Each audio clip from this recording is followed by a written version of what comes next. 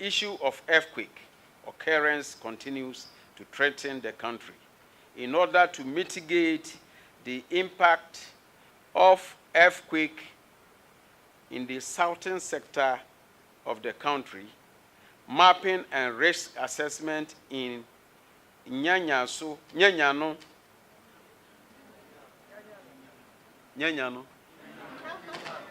Oh, thank you. It means that you are very active. Good.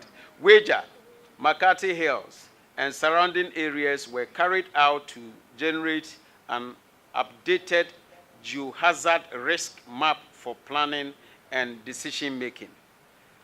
Power outage continues to hamper earthquake monitoring in the country.